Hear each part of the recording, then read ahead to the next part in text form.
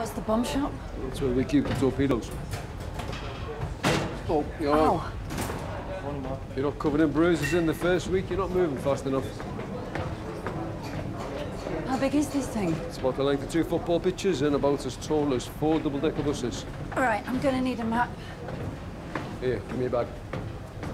I'll take that. Thanks. No worries. This is the main event. You know what's in these?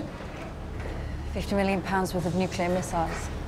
So it's a really complicated story, and what Tom's tried to do is really clever. So Amy goes onto the submarine, and what she's supposed to be doing is bringing the body off so that they can do a proper autopsy, and what happens is she ends up doing everything herself, and she's supposed to be down there for 3 days to do all this. But during the course of what happens, she uncovers lots of other things down in the submarine and kind of becomes trapped down there because she has no way of communicating to the land investigation. But that's why she chose Kirsten, because they have a history, so that the only way that they can contact each other is through telegrams. And she asks Kirsten to put kind of hidden messages about the land investigation that may impact the underwater investigation. I mean, to say she feels claustrophobic is an understatement, and I think she does really well. I mean, she has anxiety and depression as well.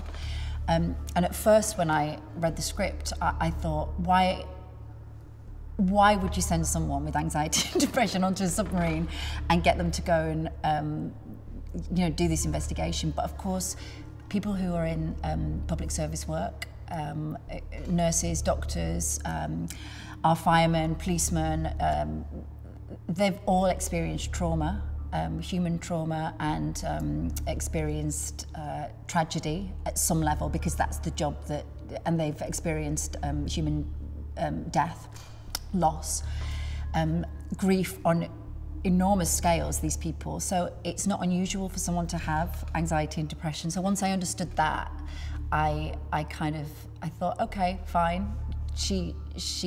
That's who she is. What's brilliant about it is it teaches you about kind of what goes on under the water, and also it's political enough, but without taking it away from being a populist TV show.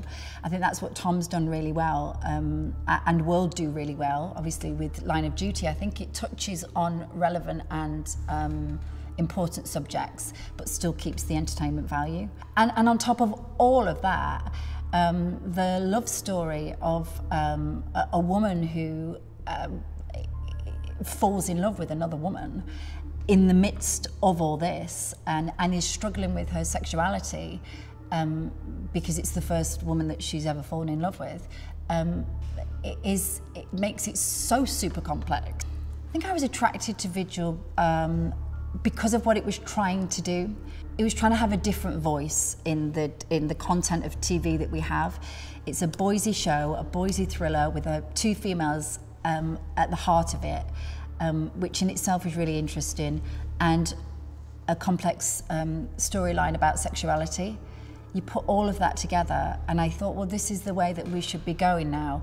It shouldn't be unusual to have all those elements in it. It should just be a TV show, and a really, really bloody good one, you know. So, yeah, that's what attracted me at first.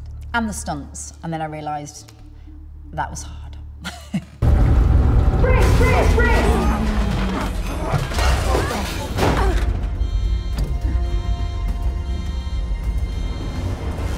Full dive with the forward planes, full dive with the after planes, full ahead. New contact, tanker, marking on sonar, 030, 035.